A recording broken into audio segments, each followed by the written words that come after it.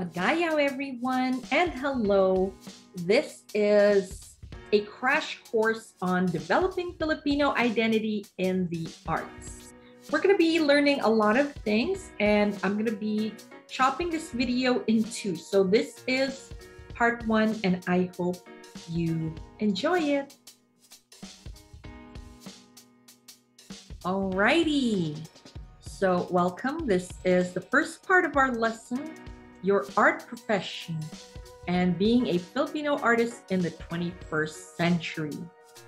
What you can do versus what you want to do. So first things first, I'd suggest you guys take a piece of paper. Even a scratch paper would do. So just get a piece of paper if you can. We'll do this light activity until you guys can assess yourselves on what you want to do versus what you can do. Alrighty. So on one side of the paper, fold it in half, okay? Fold the paper in half. On one side, write everything that you want to do or want to be in the art profession. Example, fashion designer, interior designer, costume designer, photographer, a fashion sketch artist, writer, something. Now, on the other side, I want you to list down the skills that you have. Any kind of skills. What kind of skills do you have? Do you have sketching skills, photography skills? You can use the computer really well. What programs you're good at? You're good at Photoshop. You're good at Canva. You're good at, all the skills that you feel you have. Don't worry. You don't have to list too much skills, only whatever you have at the top of your head. You can maybe delve into this a little more later. All right. So your paper will look something like this. What I want to do versus what you can do. Let's say you want to be a fashion designer, costume designer, pet designer, photographer, YouTube star, Instagram marketer, an art teacher. Now, what can I do? I can write essays really well. I can sketch well. I have mad camera skills. I speak well in public. I know how to make patterns. I passed the art school. And I have a good eye for color. So now you can compare. Can any of these skills actually relate to what you want to do, what you want to become? All right, so now you have to unfold your paper, and this is what we're going to do. I want you to draw lines. I want you to draw lines, let's say essay writing. What can you do as somebody who can write essays really well? Well, you could become an art teacher because of that. I can sketch really well. So if you could sketch really well, you put an arrow to as much things that you want to become that you have the skill for. So you can sketch well, you could be a fashion designer, costume designer, and pet designer. You have camera skills, so you put that under photography. You speak well in public, you could be a YouTube star or art teacher. So something like this. Connect what you can. See? Now, what have you noticed? Notice that one skill can actually do a lot of industries, like has an eye for color, actually can do all these. Past art school, actually can do all that. So one skill can actually connect to one or more things in the industry.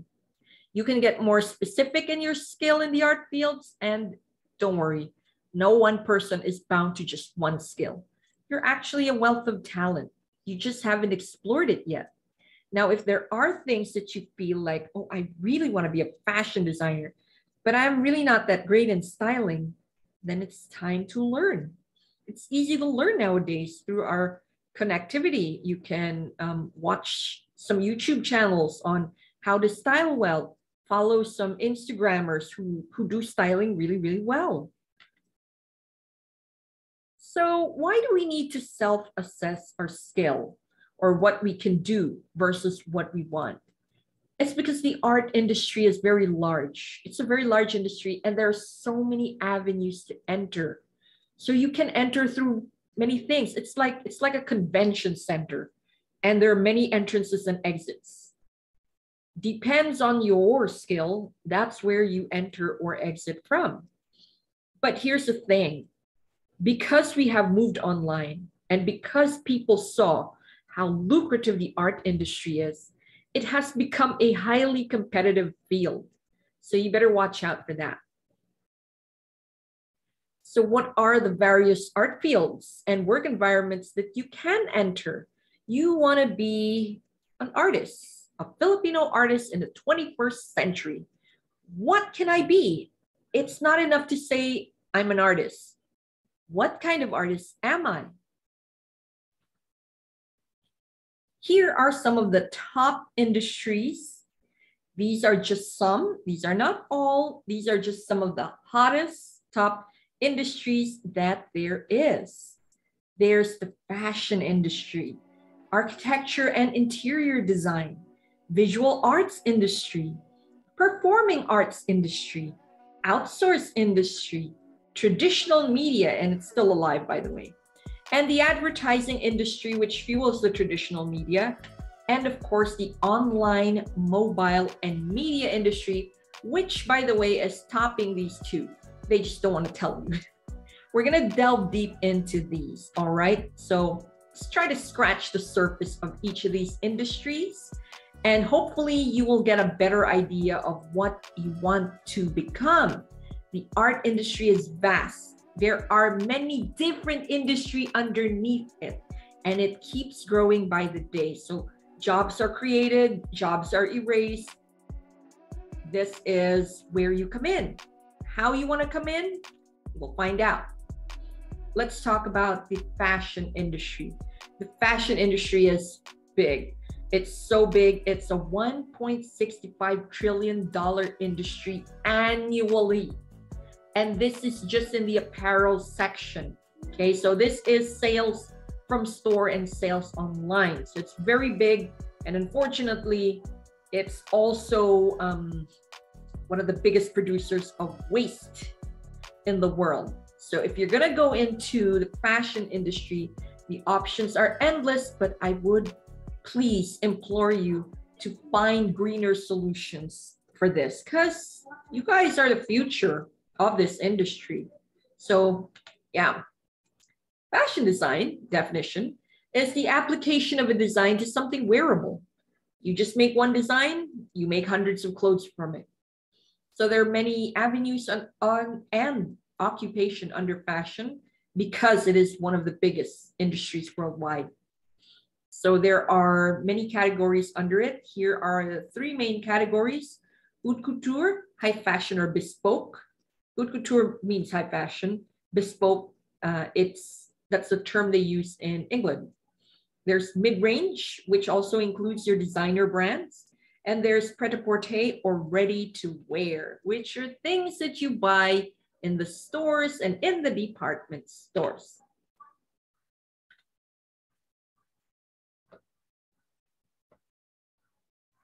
Now let's talk about the fashion design industry. There's clothing, accessories, textile design, print design, and fashion media, which is hot right now. Here are some of the occupations in the fashion industry. You can be the designer, you design the clothes. Sewer, dressmaker, or haberdasher for suits. Embroiderer and finisher, you make sure the garment's finished right and nothing's out of place. Cutter and pattern makers actually make a lot of money. They are the ones, your pattern makers are the ones who make the pattern. When the designer makes the design, the pattern maker have to find a way how to cut that. The cutter is the one who cuts things. You have an edge if you're a designer and pattern maker because you know how things are done, how things are cut. A grader is somebody who makes sizes. So once the pattern maker makes one pattern, and they usually make somewhere in the middle. So if you carry a wide range of sizes, you usually cut somewhere like a size 10 or a size 12. So you make that into a pattern, your grader will grade it up or grade it down. Extra small, small, medium, large, XL, double X, triple X, how many X's you want. Or if your sizing is different, size 0 all the way till size 25 or whatever sizes your company carries. Plotter and CAD operators usually operate in factories. Once your pattern maker makes the pattern or the grader already makes patterns for different sizes, your plotter plots the pattern and turns it into a digital pattern. That way the CAD operator or computer-aided design operator can laser cut all those to the fabric. They lay the fabric in like lots of different layers and cut them all at once. That way you can make thousands of clothing in just one pattern. You plot those in the computer. Now your quality controller and quality assessor are the ones who's going to make sure that the shipment is correct, the right number to send to the client, and they are perfect. There are non-design aspects of the business, by the way. You could be the business owner without being a designer. You could just own the business and employ a designer, your cutters, pattern makers, and all that. Or you could be the magazine owner, editor, and writers, fashion photographers, sketch artists, advertisers. You could be the model, or you could be the teacher and the book writers. You can be a stylist. So if you're really good in styling, you can be a stylist. You can work for someone or work on your own. You could be a makeup artist. That's big money, by the way. You know, they charge thousands just to do wedding makeups. You could be the buyer or purchaser. Sometimes business owners don't want to have the headache of opening up a factory or contracting a factory to do their own inventory. So they have a buyer or purchaser who actually goes and buys clothing for them. So they choose from catalogs or online, they order from abroad or local suppliers to put in the store. Then you have your brand managers. For very big brands, you need a brand manager who will manage the look and the creative direction of the brand. Then you have your social influencer. These are usually social media influencer. I put this in a general term because you can employ actors to be just a typical influencer to wear your clothes where, you know, when they go to the mall or when they have mall tours and stuff.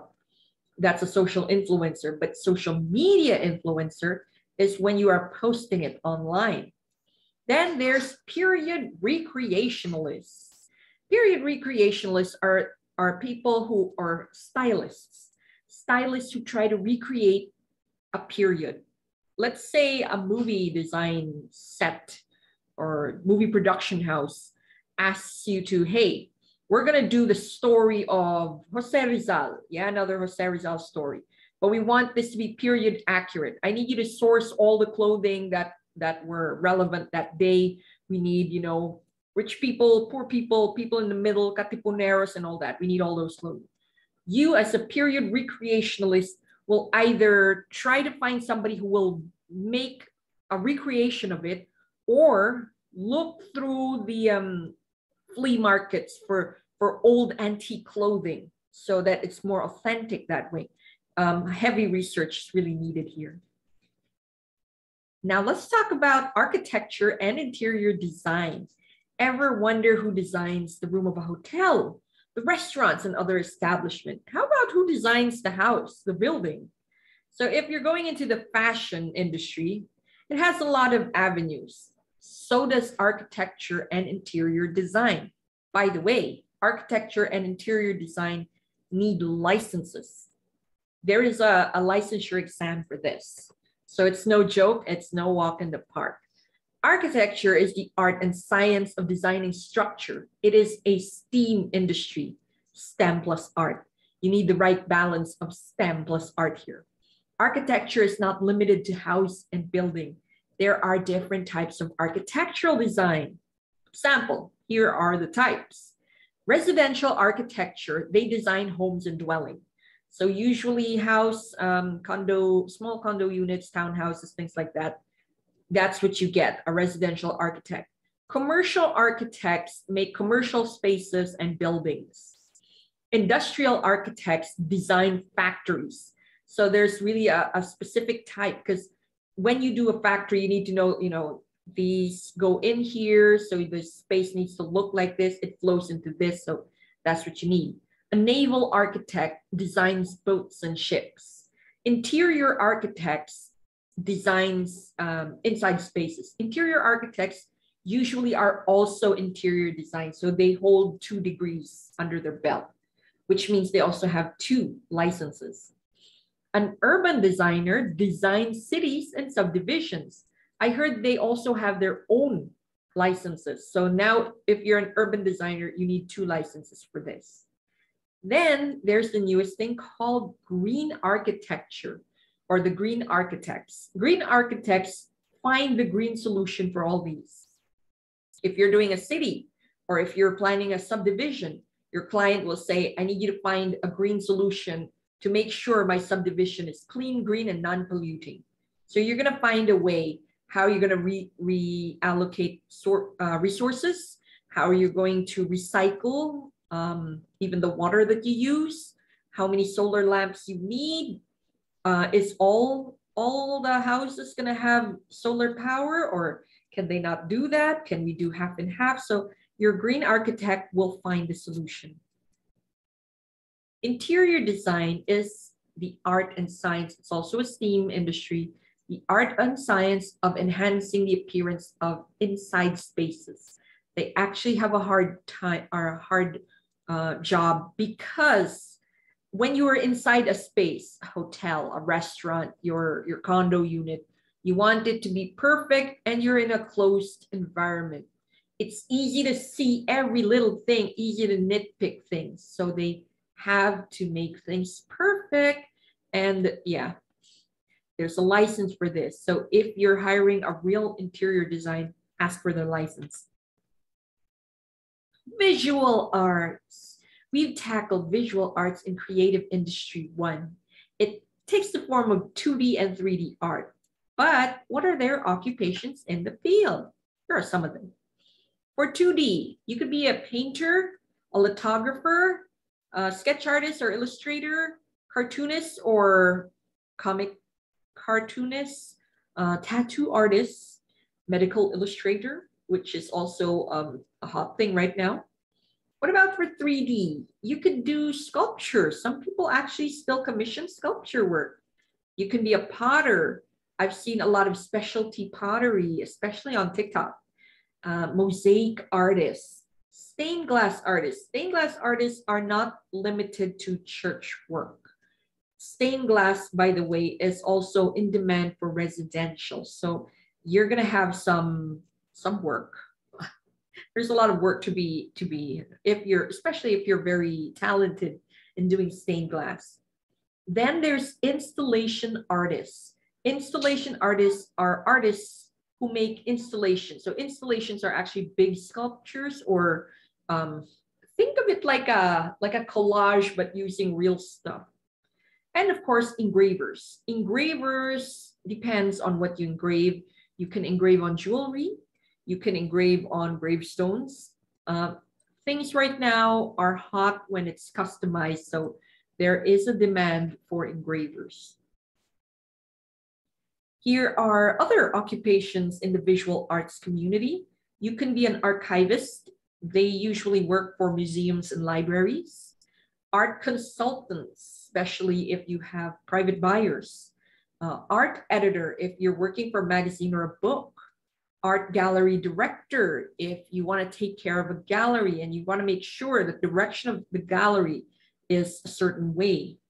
Curators are employed by museums and galleries, but because there are a lot of private museums, you can be a freelance curator. You will come in and assess what they have and tell them, these are what you have to put in your museum. These you can either sell them or just store them. Furniture design, you design the furniture. Graphic designers, historians, art dealers, and art buyers. Now let's go into the performing arts business. You remember our lesson on what is performing arts? Remember that there are so many kinds of performing arts, so many kinds of performances. You can try naming a few. I'll make a video just for that. But here are some of the occupation. These just touch the surface, by the way. Let's go to the performer side. You can be the performer. You can sing, you can dance, you could be the actor. You could be the teacher, the coach, or the mentor. You could be the director. You could be a drama therapist. It's all the rage right now, by the way. You're trying to let your clients bring out their inner feelings, their inner turmoil using drama. You could be the choreographer or the cinematographer. You could be a broadcaster, presenter, or host. You could even start your own YouTube channel, being your own broadcaster, presenter, or host.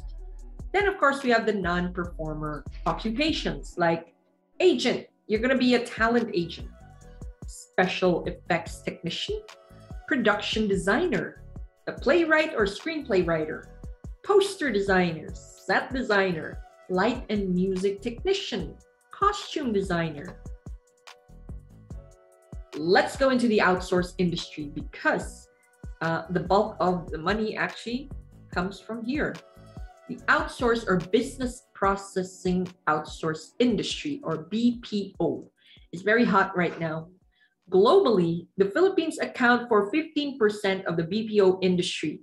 This data came in 2020, so just about in the onset of the pandemic. I don't know what the numbers are now. I haven't received the data yet. Now, we are the world's call center capital for voice. That's because Filipinos can get rid of their accent with just very limited training, and ta-da, we can speak well in English.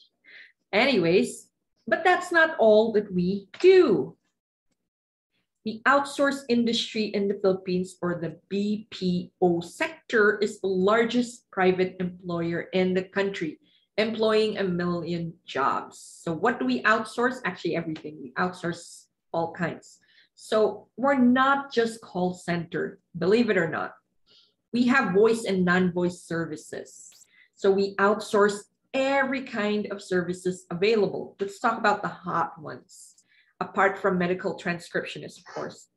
There's such a thing called the creative sector. So the creative process outsourcing. These are things that involve creating things, artistic things. It's big money, by the way. Yeah, people don't know, or the whole world doesn't know that it's made in the Philippines, but actually it is. A lot of the Disney stuff came from here. The only thing I think that doesn't come from here are anime stuff, but yeah, we have our own industries here. So we outsource all kinds of digital services, arts, graphics, animation, games, programming, even architectural design, by the way, and of course, voiceovers. So big or small, you can be part of the creative process outsourcing. It's not limited to big company. You can be independent because there are bridging platforms like Fiverr, Odesk, Upwork, Guru, Freelancer.com, and there's so much more out there. If you want to try your hand in doing some of these works, you can do your research, set your own price, tell them what you can do. Now let's talk about games, because this is also one of our biggest outsources here in the Philippines. The game production industry is regulated by the Game Development Association of the Philippines, also known as GDAP, which is supported and regulated by the IT and Business Process Association of the Philippines, or IBPAP, which is under the Department of Trade and Industry, DTI.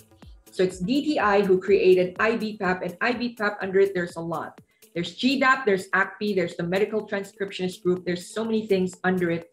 All of them are business processing outsource. So these are all part of it because a lot of the money from GDAP companies are outsourced. So this is from the GDAP website. You can go to their website. Here's some of them. You can just explore it. And if you are a budding game creator, you might want to check out their YouTube channel. You want to, sorry, not YouTube channel, Facebook, and find out their what you can do. because there are free learnings there, and they're really here to help grow the industry. Now, as much as we make money from games, we also make money from animation. So like GDAP, the animation sector has an association that protects the policies of the companies. So this is called the Animation Council of the Philippines, or ACP. It's composed of big and small companies and schools who offer animation. Here, sorry, this is old. They have newer ones now, but anyways, this is from their Facebook, and this is their logo. This is the ACP logo. You can check it out. So let's talk about traditional media, because it's still there. Trad media and advertising, they're still there. So this encompasses TV, print, and radio, magazines, newspapers, billboards, and other print media, okay? But with digitalization, yeah, these things are now moving online. So traditional media is trying to keep up with this. So, which is why we're going to be talking about the advertising industry, because even the advertising industry has expanded to digital. So right now, the hottest platform for advertising is Facebook and YouTube ads. So they're kind of undefeated thanks to Google's AdSense. So you have the YouTube and then you have Facebook. But there are some others who are growing. They're using games. They're using all the little things. They're even using, what's this, Instagram, TikTok even has advertising already.